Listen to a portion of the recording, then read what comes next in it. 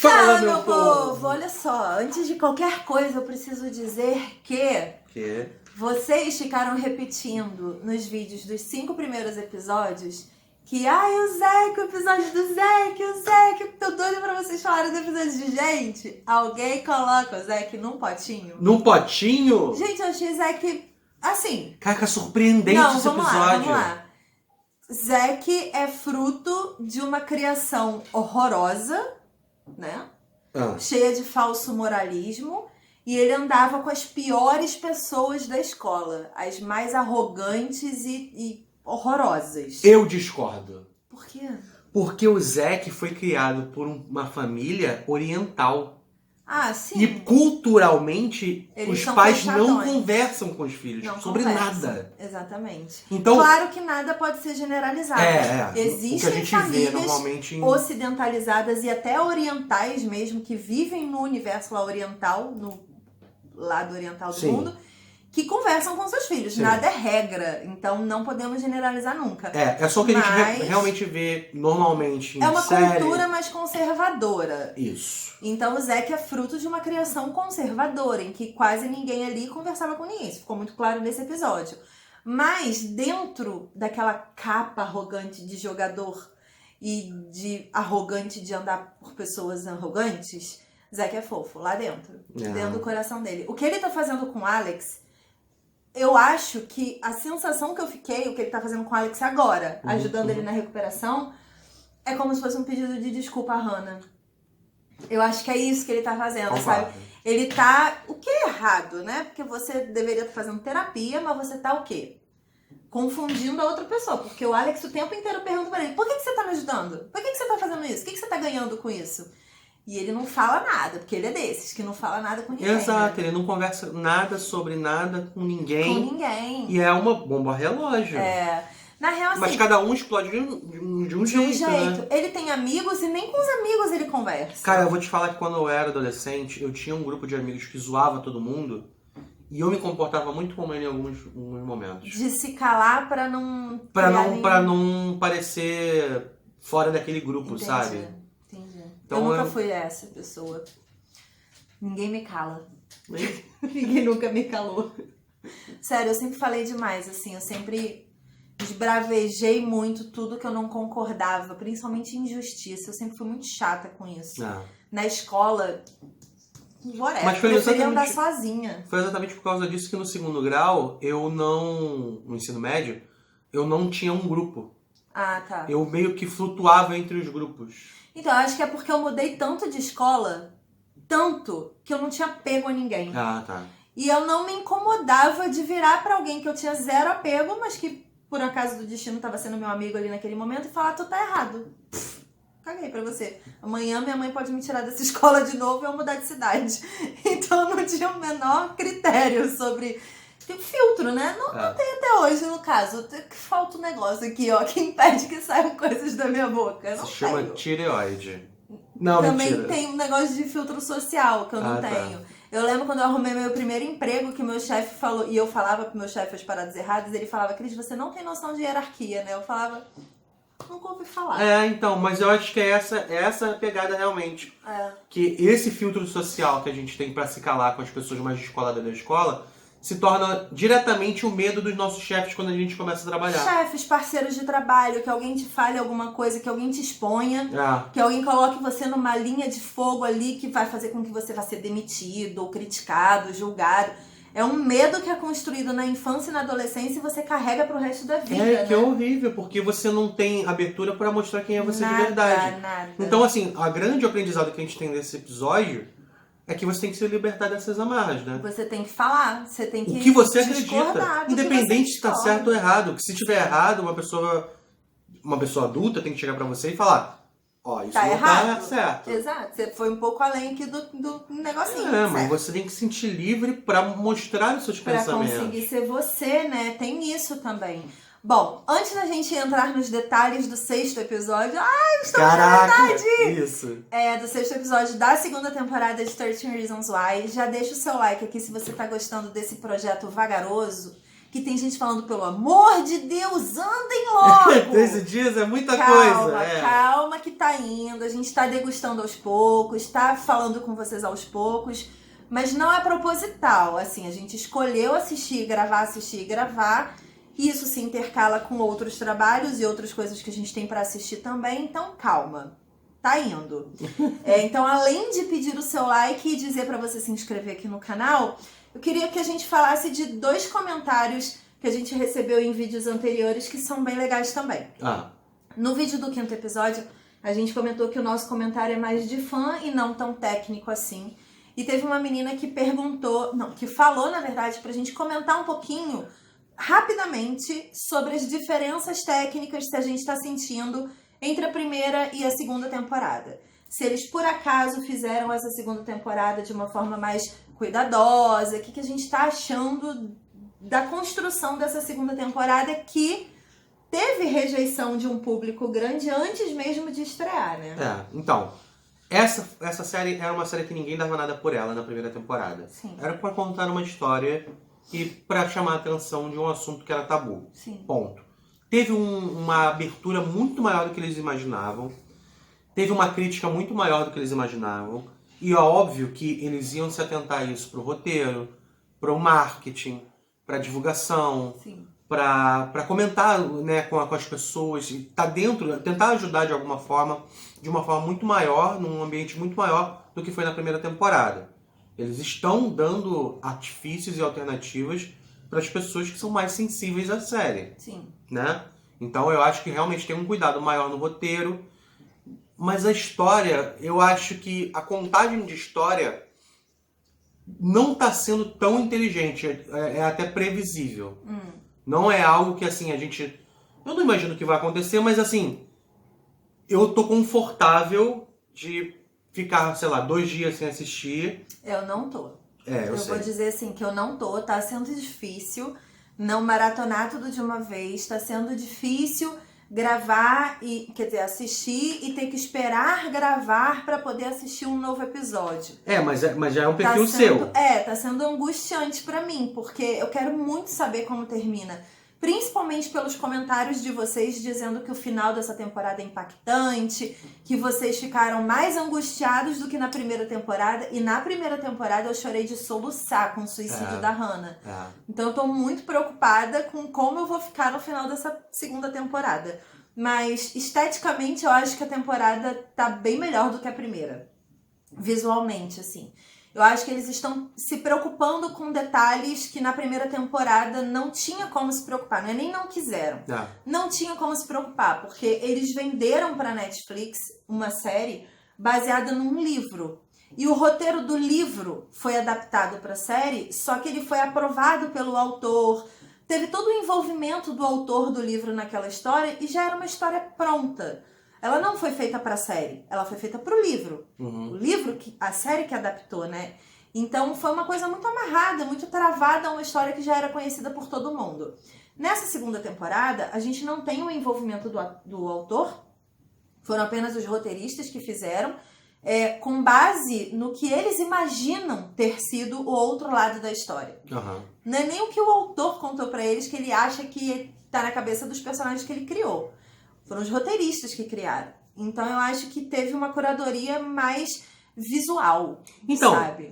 Aí é que eu entro naquela parte. Se você se sentiu melhor na segunda, é a mesma coisa de Game of Thrones. Sim. Quando ultrapassou o livro, ficou melhor pra gente. Ficou livre. Eu acho que você se liberta de uma amarra das páginas do livro. Nunca vai ser igual o livro com a série. Nunca o livro com o filme. Que é a mesma amarra social que a série discute. Sim. Você percebe? Exatamente. É a mesma amarra social. A partir do momento que os produtores e os roteiristas eles têm a liberdade de criar, eles conseguem fazer o trabalho deles de verdade. Tá, agora falando, enfim, a segunda pergunta que tem falado bastante eu falo depois. Vamos falar um pouquinho do episódio, porque agora que você falou isso dessas amarras, eu lembrei do seguinte, a gente julga o tempo inteiro os personagens também. Que a única coisa que nós, espectadores, sabemos desses personagens é o que a gente ouviu da Hannah na primeira temporada. Então, ter esperado o Zack ser o sexto, né, no 6º episódio, Eu acho que foi muito inteligente da série. Porque eles colocaram um Zack bonzinho com o Alex, que é algo que a gente não imaginava. Um Zack que estava olhando atravessado pro Bryce o tempo inteiro. E a gente não sabia o que estava se passando por ele. E ele não conversava com absolutamente ninguém. E isso fez construir a personalidade do Zack pra gente. A gente sabia que ele estava incomodado, mas sabia que socialmente ele era travado. Ele não podia falar nada. E agora, quando ele sentou na cadeira ali do testemunho, né? E falou o que aconteceu entre ele e a Hannah, eu acho que foi um choque pra todo mundo. Até pra ele. Ele não esperava por isso. Ele não esperava falar, né? Não, ele ia ficar quieto mais uma vez. Foi engraçado, assim, experimentar o Zack contando aquelas lembranças. E não são lembranças dolorosas, negativas. São lembranças em que ele se arrepende muito de não ter assumido o sentimento dele pela Hannah, né? Assim, é a mesma coisa que o Clay fez. Sim. Exatamente o mesmo Na verdade, é a mesma coisa que muitos ali fazem, sabe? Esse negócio de colocar o seu status social da escola à frente do sentimento de quem tá com você. O Alex fez isso, a Jéssica fez isso, todo mundo fez isso com a Hannah em algum momento. E é por isso que ela se sentia tão sozinha, ela não podia confiar em ninguém. Tudo se voltava contra ela de uma forma, né? Era bem bizarro, mas eu achei bonitinha, assim, a história dos dois. Teria sido uma história muito bonita se ele não tivesse sido um idiota, sem noção. Caraca, por tão pouco, né? Por tão pouco. Mas teria sido uma bonita história. E ele é apaixonado por ela até hoje, sabe? E ele não se sente... Foi o que o Clay falou, né? Você não merece o amor dela. E ele realmente concorda com eu realmente isso. Não mereço, eu não acho que mereço. E ele merece, sabe? É forte o sentimento dele o suficiente pra ele comparar a morte da Hannah à morte do próprio pai. Caraca. Dele falar pra mãe, tipo, você acha que eu não sinto a mesma coisa que você tá sentindo? Ele perdeu também a pessoa que ele amava. É muito louco você ter essa noção tanto tempo depois. E ele é um menino que tem um futuro muito brilhante pela frente, de acordo com a sociedade, né? Foi intenso esse episódio, eu achei. Não esperava. Não tinha ideia de que isso ia acontecer. Foi surpreendente demais. Foi e o mais surpreendente foi como o Clay recebeu essa notícia. Acusou ele. Porque o Clay é muito imaturo, né? Isso é uma coisa muito correta que já dá pra ver, assim, com a história. A forma que ele tratou toda essa questão do pós-morte da Hannah, a fuga que ele encontrou na Skyler, né? Então, é uma trajetória, assim, muito imatura, realmente, de atitude. O Clay não é a pessoa mais incrível do universo nessa história. Ele tem seus erros também por ingenuidade. E nesse episódio ficou muito claro isso, que ele endeusava a Hannah de um jeito que não precisava, não é nem que ela não merecia. E aí a conversa dele com o Justin é muito incrível, porque ele tá sendo preconceituoso. É exatamente o que ele discrimina em todo mundo. Exatamente. O que ele recrimina, né? Em todo mundo de atitude, ele tá pensando aquilo, ele tá achando, ele tá acreditando naquilo. E aí prova como o Justin é um cara maduro, porque a vida deu tanto nele assim na cara que ele teve que aprender. E ele falou, cara, a Hannah transou com um cara, teve crush num outro cara e beijou um outro cara. Tudo que as pessoas falaram sobre ela não é verdade. Isso é o que aconteceu. E você acha que ela é uma vagabunda por causa disso? Pelo amor de Deus, você tá sendo muito ridículo. Caramba. E é isso aí, sabe? Não, mas legal, né? E aí você consegue ver como a história é inteligente, de fato. Porque esse assunto poderia não ter acontecido. Sim. Ele poderia ter tido essa conclusão por ele mesmo. Sim. Mas foi tão mais maduro alguém que, né? Alguém que tá no meio dessa história falar isso pra ele. E vou te falar, o Alex e a Jéssica jamais teriam essa visão. Nunca. Porque é a experiência de vida do Justin que dá a ele essa visão. Coisa que nenhum dos outros... Gente, ali é muito first world problems, white people problems. É um núcleozinho ali muito elitizado de... eu vivo no meu mundinho protegido pela minha família maravilhosa e... É muita gente assim ali naquela escola, cara. Dá asco. Você tem algumas pessoas ali dentro que tem um bom senso ali de realidade, mas também não é todo mundo. Porque o próprio Tony, que na primeira temporada saiu como mestre dos magos, cara maravilhoso, tá se provando uma pessoa tão imatura. Caraca! Então, vamos lá. Vamos falar do Tony rapidinho? Vamos. Tony foi lá ver o crush dele, o novo crush dele que tá lá ensinando boxe, correto? Sim. Aí ele tá ensinando defesa pessoal. Tony queria fazer aula de defesa pessoal, acho muito incrível. É muito incrível. Dizer, pá! Só que tem um cara lá... Você nem valorizou meu papá. Porque você não sabe ainda, né? Você vai aprender ainda. Eu vou fazer pá! Isso, aí vai ficar bom, tá? Gente, deixa eu falar que uma vez eu fui assaltada no Rio. Não. E o assaltante pegando o celular da minha mãe, eu fiz ia! Mas eu não tinha força. E caiu no chão. Eu só queria contar isso mesmo pra todo mundo. Eu preciso dessa aula. Vai. Aí, um dos caras que tá fazendo aula de defesa pessoal é um cara... Um senhor. Um senhor com a cara toda quebrada. Disforme. Né? Machucado, com cicatriz, fazendo aula de defesa pessoal. Sim. E o Tony foge. Ou seja... É o cara que o Tony bateu. Ai, gente, ele bateu num senhorzinho. Ele bateu num senhor e arrebentou inteira a cara dele. Então, mas eu acho que ele tem aquele negócio que é raiva da contida. raiva. Tem uma galera que tem esse distúrbio e que precisa realmente fazer terapia eternamente. Aula de gastar energia. Eu acho que o Tony tem esse negócio, enfim. Isso aconteceu com o Tony. E outra parte da história também é que invadiram a casa do Clay. O Justin tava lá dentro. E essa pessoa que o Clay tem certeza que é o Bryce, tirou alguma coisa da bolsa do Justin e levou. E isso deixou o Justin desesperado, mas ele não quer falar com o Clay. Então pode ser que seja alguma prova do estupro do Bryce com a Jéssica, do que aconteceu ali, porque ele ficou transtornado com o que tiraram da bolsa dele. O que será que foi? Eu não tinha percebido. Pra mim tinham tirado alguma coisa da gaveta do Clay. Não, o cara botou a bolsa do Justin na cama e ficou mexendo na bolsa e meteu o pé pela janela. Mas ele meteu a mão nas gavetas também. Não, mas eu acho que era procurando coisa do Justin, porque o Justin pegou, tirou tudo de dentro da bolsa dele e depois ele ficou balançando a bolsa assim, tipo, tentando encontrar alguma coisa que deveria estar ali. Caraca, eu não E percebi. não tava. Então ele tirou alguma coisa da bolsa do Justin. O que será que foi? É. E outro ponto, Tyler e Cyrus estão aprendendo Será que a foi atirar. drogas? Não sei. Acho que não. Não tem tanto peso droga assim nesse momento. Mas tem, porque aí tudo que ele falar no tribunal é descartado. Ah, não sei. Que é exatamente o que o Clay quer esconder. Pode ser, mas não sei. Eu acho que é mais incrível se for alguma coisa relacionada ao estupro, alguma prova. Ah, tá. Bom, Tyler e Cyrus estão aprendendo a atirar. Estou preocupada com isso. Sim, Só então. eu tô preocupada com isso, Brasil. Mas eu acho que não é algo pra se preocupar nessa temporada. Ah, eu tô preocupada. Você Tá vai indo perceber- muito rápido. Essa amizade tá muito rapidinha pro meu gosto. É. Tá muito avançadinha pro meu gosto. Mas é bizarro, assim, a gente até discutiu isso durante o episódio. Sim. O quanto pessoas nos Estados Unidos que têm essa liberação realmente com as armas, eles acreditam que isso ajuda de alguma forma Sim. psicológico Sim. da pessoa. Não, né? Não, Brasil. Enfim, eu acho que você tem que ter maturidade para lidar com qualquer tipo de arma que possa acabar tirando a vida de alguém. É. Basicamente é isso. Exige maturidade e o que é bizarro, aqueles dois porque o ele pai não do tem Alex- é maturidade. Aconteceu aquele problema danado com o Alex, dele quase morrer pelo pai ter uma arma em casa e a ficha não cai. Não cai. Não adianta. E aí ele ensina pra mais 2 pessoas. Como é que atira? Tenso. Vacilão, cara. Mudando de olhos para bugalhos de novo, Clay vai depor. A mãe da Hannah intimou o menino para depor. E ele vai depor, e ele vai contar o que ele sabe dentro de todo o preconceito da bolha que ele criou sobre a deusa Hannah, né, na cabeça dele.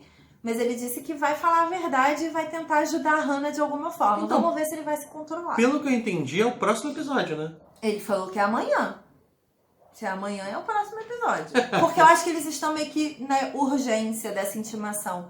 Por isso que eu quero falar, mas a gente tem que fazer essa intimação hoje, à noite. Então, tipo, tem que ser logo, sabe? Porque vai dar zica aquilo ali. Caraca, Vai dar cara. zica. Ah, e outra coisa que eu esqueci de comentar também. Tudo bom, Alex? Isso foi legal. Tudo bom, Alex? Isso a gente foi comemorou aqui. É. Muito bonitinho. Ele brigando com o Zack, de repente ele ficou excitado e a gente... Ai, Alex! Isso aí, amigos. Eles podiam ficar juntos, não? Não acho. Ah, eu acho. Eles combinam. Eu não acho, porque assim, Eu chipo, você chipa. pra mim, é uma parada que não é sexual, sabe? Não, eu entendo que existe o outro lado, mas eu já Tinha chipo. uma trava e ele tava se travando muito. É a mesma coisa do Zack. Com certeza. Ele tava segurando muita coisa, muito sentimento dentro dele, Sim. muita culpa, Sim. muitas travas. Sim. No momento que ele explodiu, que ele botou pra fora aquilo, Aí foi. o corpo destravou. Ai, mas eu chipo. Não, eu não. Eu chipo. Eu acho que ela tinha que ficar com a Aqui, Jéssica. gente. O Alex, não. É muito legal o relacionamento deles, é muito bonitinho, mas acho que já deu, sabe? Já passou. Jéssica já tá anos-luz. É o que o próprio Alex disse. Tipo, cara, não posso fazer nada pela Jéssica. Realmente não pode. Não, mas ninguém tem que fazer nada. Ela tem que fazer por ela. Eu sei. Então, realmente, ele não pode fazer nada. E a consciência de não poder fazer é boa pra ela. Mas despertou algo dentro de mim que eu acabei chipando. Fazer o quê? Eu sou dessas que chipa, gente. Eu sou dessas. Mais algum detalhe que a gente esqueceu nesse episódio? Com certeza, vários. Vários. Como sempre. Mesmo a gente terminou de assistir nesse minuto. Quer dizer, há 20 minutos atrás. E veio gravar. E eu tô tipo, o que falta? Os pais da Hannah. Tô com o ranço daquele pai da Hannah. É tenso. Cara, que cara idiota. Vacilão. Por que ele faz isso com... Eu entendo covardia. Eu entendo fraqueza. Mas eu não entendo pessoas que se utilizam da covardia e da fraqueza para se dar bem. Que é o que ele tá fazendo agora. Ele acha que tá certo. Ele acha que o fato da mãe ter sido guerreira desde o início faz com que ele tenha razão, porque ele foi humano em ser covarde. Não é assim que funciona. Você não mede o nível de humanidade da sua covardia através do nível de guerreirice do outro. Gente, eu achei de uma covardia... Ele já era covarde pra mim. Com esse discurso desse episódio, menos 10 pontos pra Grifinória. Que é Grifinória? Ele é da Grifinória. Porque ele não é corajoso. A mãe é da Grifinória. Não, acho que a mãe... A mãe menos 10 pra Sonserina. Vamos tirar da Sonserina? Vamos tirar da Sonserina. Melhor. Vai ter uma galera falando, Sonserina não! Sonserina, fica com o pai da Hannah pra vocês, que a gente não... Podem lutar entre vocês. Sonserina e Lufa-Lufa. Deu uma cara de Lufa-Lufa. Chega! A gente quer assistir o 7º episódio, então vamos levantar nossa bumbumzinha aqui dessa cadeira e vamos ali no sofá assistir o 7º episódio. Então aguarde pra amanhã. Aguarde que... Não, amanhã... Não. Amanhã. Mas... Você tá confundindo porque a gente tá gravando um dia pro outro. A gente tá gravando hoje, mas a gente vai postar amanhã. Mas e se a gente publicar 2 no mesmo dia? Não. Mas e se? Mas e se eu perguntar nos stories, vocês querem? As pessoas falarem sim, eu vou não fazer? Aí se 90 pessoas responderem nos stories que sim, a gente coloca. Tá bom. Fica de olho nos nossos stories aí, me ajuda. Não vai ter, eu tô falando rede social, não vai ter. Mas imagine que nossas redes sociais estão aqui. Tá na descrição do vídeo. Isso aqui é porque tá boa, amor. 10 pontos pra Grifinória. Beijo, gente. E...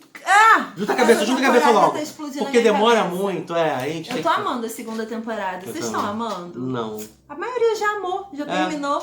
Esse povo apressado. Por que vocês já viram? Para. Amor, desliga. Tem que esperar o segundo dia. Desliga, já deu.